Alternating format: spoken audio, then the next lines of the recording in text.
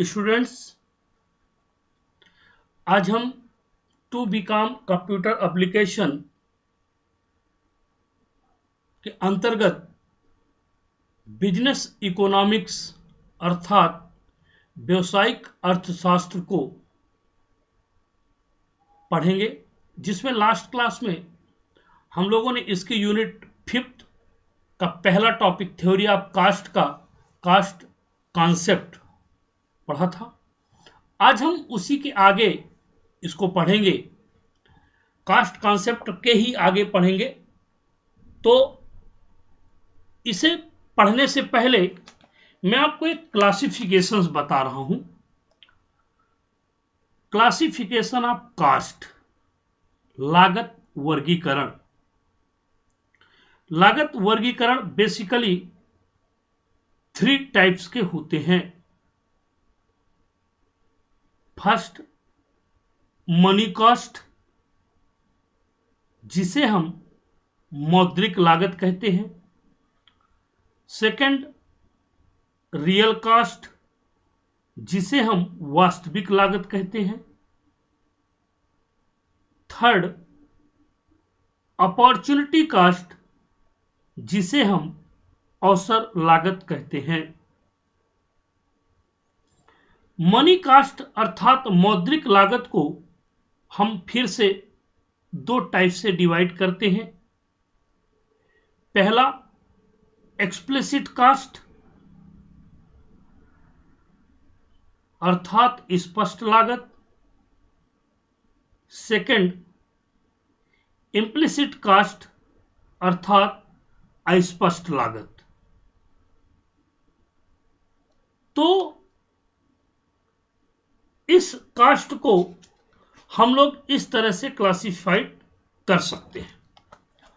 अब हम उसी के आगे चलते हैं। तो कास्ट, टाइप्स ऑफ कास्ट, लागत के प्रकार। All the cost faced by companies, business organization can be categorised into 2 main types. Means हम कोई भी कंपनी हो या बिजनेस ऑर्गेनाइजेशन, वो कास्ट को 2 प्रकार से डिवाइड करता है। पहला, फिक्स्ड कास्ट अर्थात निर्धारित लागत, और सेकंड, वेरिएबल कास्ट अर्थात परिवर्तनीय लागत। Fixed cost, fixed cost are expenses that have to be paid by a company independent of any business activities. निश्चित लागत अर्थात फिक्स्ड कास्ट ऐसे खर्चे या एक्सपेंसेस कहलाते हैं जिनको भुगतान कंपनी स्वतंत्र रूप से किसी व्यवसाय की एक्टिविटी अर्थात व्यवसायिक गतिविधि के लिए करती है, और it is one of the 2 components of the total cost of goods or services along with variable cost। मतलब यह 2 कंपोनेंट्स रखती है, टोटल कॉस्ट जिसमें गुड्स और सर्विसेज होती हैं, और ये वेरिएबल कास्ट के साथ ही लगी हुई एक दूसरी एक्टिविटी है। फिक्स्ड कास्ट के निम्न एग्जाम्पल्स हो सकते हैं या होते हैं। पहला, रेंट। दूसरा, इंटरेस्ट ऑन लोन्स। तीसरा, इंश्योरेंस। चौथा, डिप्रिसिएशन। पांचवा, बिल्डिंग। और छठवां, मशीनरी इत्यादि। तो इसमें पहला रेंट है, मीन्स जहां पर हमने कंपनी खोली हुई है, उस कंपनी को यदि हम लोगों ने रेंट पे लिया हुआ है तो पर मंथ रेंट कंपलसरी हो, देना ही पड़ेगा, कंपनी चले या ना चले, प्रोडक्ट बिके या ना बिके। इंटरेस्ट ऑन लोन्स, अगर हमने कंपनी को खड़ी करने के लिए किसी बैंक से इंटरेस्ट लिया हुआ है, सॉरी बैंक से लोन लिया हुआ है, तो हमें प्रत्येक महीने की निश्चित तारीख को उसकी ब्याज पे करनी पड़ेगी। इंश्योरेंस, यदि हमने किसी भी इंश्योरेंस कंपनी से अपनी कंपनी को इंश्योर्ड कराया है तो हमें उसकी एक निश्चित राशि जमा करनी पड़ेगी। डिप्रिसिएशन, आपके द्वारा ओपन की गई कंपनी यदि किसी कारणवश घाटे पे जाती है तो डेफिनेटली आपके पैसे का लॉस होगा, तो उस लॉस को भी आपको सहन करना पड़ेगा। बिल्डिंग्स, यदि आप बिल्डिंग्स बनवा रहे हैं, कुछ भी करते हैं, तो भी आपको उनको मैनेज करना पड़ेगा। मशीनरी, मतलब आप बनाने के लिए मशीनरी का यूज करते हैं तो मशीनरी भी आपको लानी पड़ेगी, मशीनरी भी आपको बनानी पड़ेगी। मशीनरी के साथ कोई प्रॉब्लम होती है तो भी आपको मैनेज करना पड़ेगा। तो ये इसके फिक्स्ड कॉस्ट के एग्जाम्पल हो सकते हैं। फिक्स्ड कॉस्ट को हम ग्राफिकल रूप से रिप्रेजेंट कर सकते हैं। आप देख पा रहे होंगे क्वांटिटी और कास्ट ऑब्लिक रेवेन्यू, लेकिन एफसी कास्ट फिक्स है, ना ये कम हो सकती है ना ये ज्यादा हो सकती है। नेक्स्ट है variable cost. Variable cost are corporate expenses that vary in direct proportion to the quantity of output. Variable cost किसी भी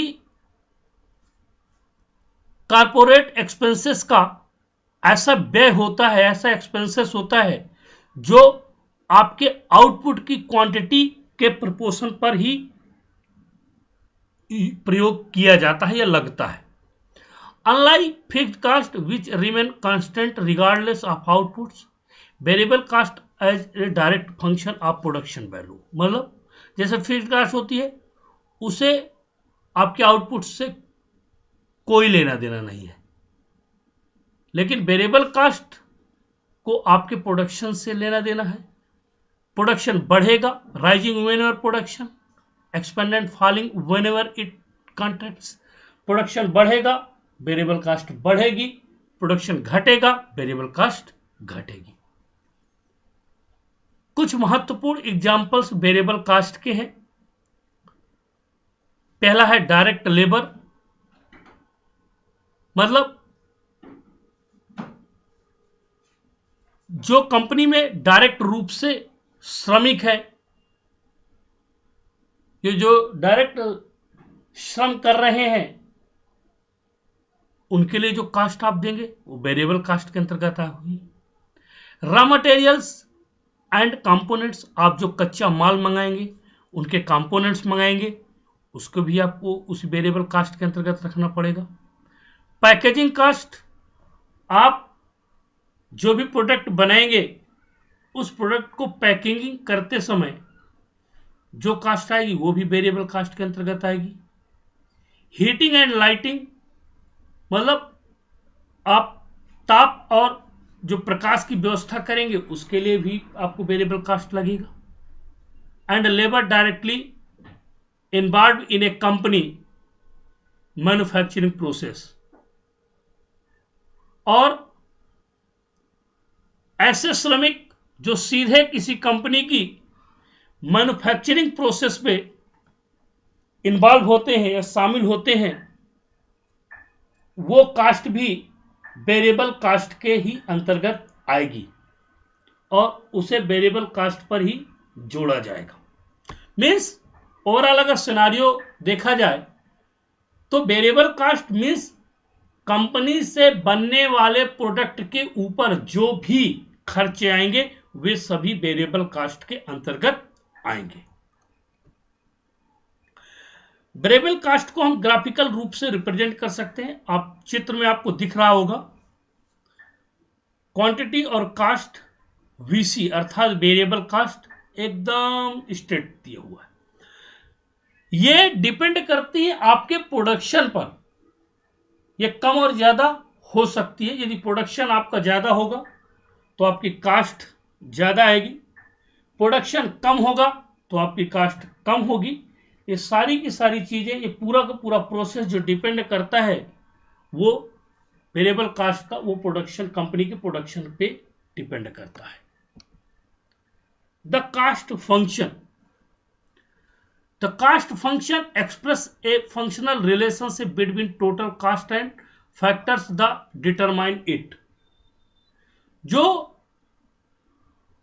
कास्ट होती है ना, कास्ट फंक्शन होता है ना, वो फंक्शनल रिलेशनशिप है। एक रिलेशनशिप है किसके किसके बीच में, टोटल कास्ट और फैक्टर्स। फैक्टर्स का मतलब होता है कारक।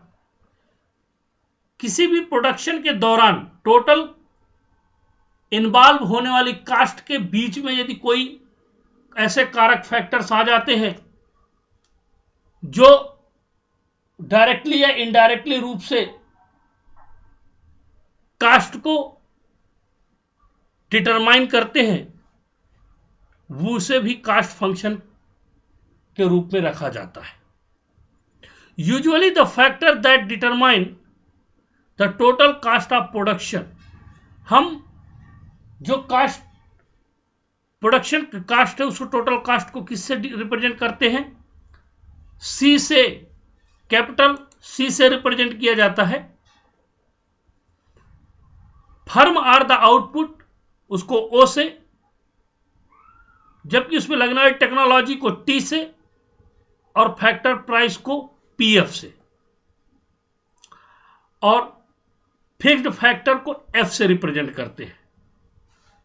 तो जब ये सभी होते हैं तो लागत फंक्शन कुल लागत और इससे निर्धारित करने वाले कारकों के बीच एक कार्यात्मक संबंध व्यक्त करता है। आमतौर पर एक फर्म की उत्पादन सी की कुल लागत निर्धारित करने वाले कारक आउटपुट ओ, प्रौद्योगिकी का स्तर टी, कारकों की कीमतें पीएफ और निश्चित कारक एफ। तो तब फंक्शन बनता है सी इक्वल्स टू एफ ब्रैकेट में क्यू टी पीएफ और F. Such A compressive cost function requires multi-dimensional diagrams which are difficult to draw. Cast function को बहुआयामी आरेखों की आवश्यकता होती है जिन्हें खींचना मुश्किल होता है।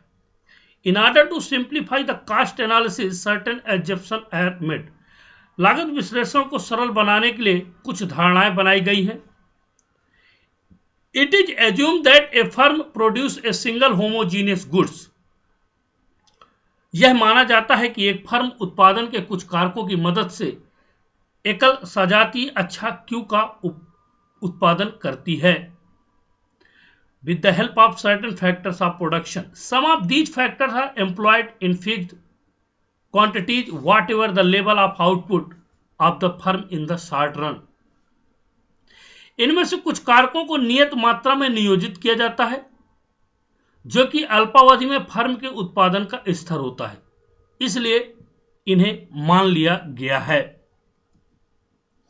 The remaining factors are variable whose supply is assumed to be known and available at fixed market price.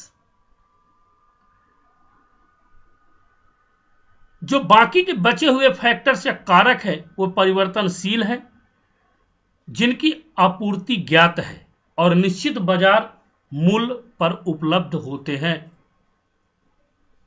Further the technology which is used for the production of the good is assumed to be known and fixed.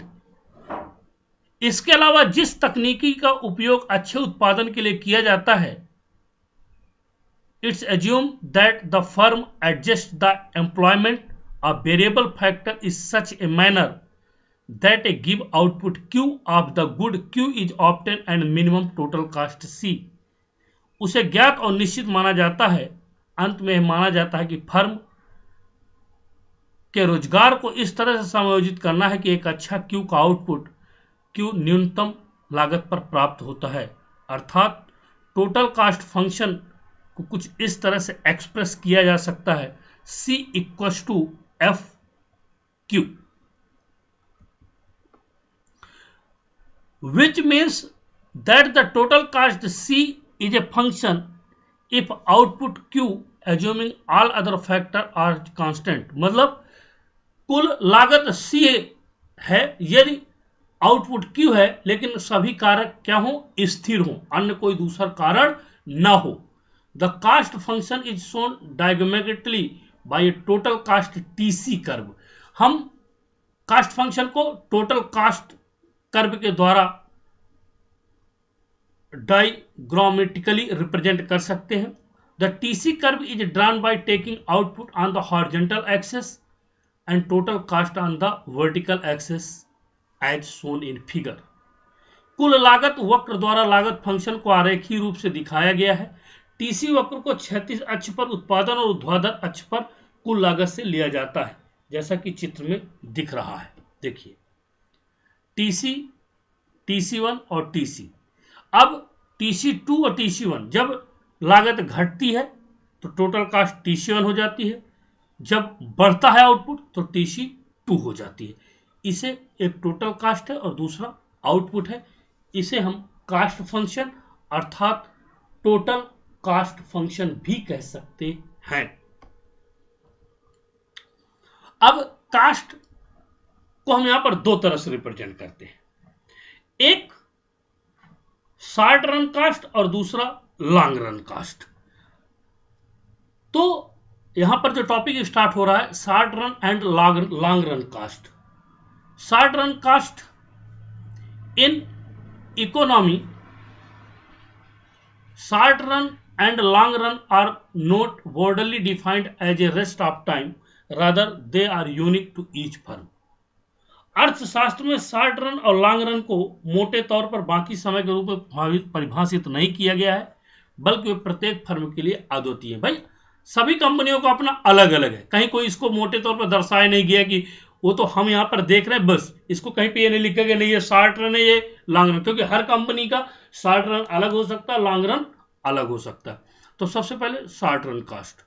Short run cost are accumulated in real time throughout the production process, means उत्पादन प्रक्रिया के दौरान वास्तविक समय में कम run लागतें जमा होती हैं। Fixed cost have no impact of short run cost, only variable cost are revenue affect the short run production. फिक्स्ड लागतों में शॉर्ट रन लागत का कोई प्रभाव नहीं होता, केवल परिवर्तनीय लागत और राजस्व शॉर्ट रन उत्पादन को प्रभावित करते हैं। Variable cost change with the output, example of variable cost include employ wages and cost of raw materials. परिवर्तनीय लागत आउटपुट के साथ बदल जाती है। मैंने पहले बताया था कि वेरिएबल कास्ट क्या है, भाई आउटपुट ज्यादा होगा तो वेरिएबल कास्ट बदलेगी, कम होगा तो भी वेरिएबल कास्ट बदलेगी। अब परिवर्तनीय लागत के उदाहरण में कर्मचारी, मजदूरी और कच्चे माल की लागत शामिल है। मैं पहले बताया कि प्रोडक्शन पर ही वेरिएबल कास्ट यूज होती, हो सकता है कर्मचारी कच्चे माल की लागत बढ़ जाए तो आपका वेरिएबल कास्ट बढ़ जाएगा, कर्मचारी और कच्चे माल की लागत कम हो जाए तो आपका वेरिएबल कास्ट भी कम हो जाएगा। तो कैसे? The short run cost increase और decrease based on variable cost as well as the rate of production. मतलब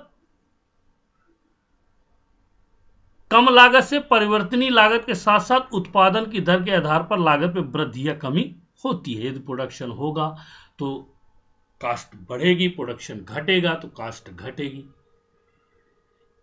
If a firm manage its short-run cost well over time, it will be more likely to succeed in reaching the during long-run cost and goals।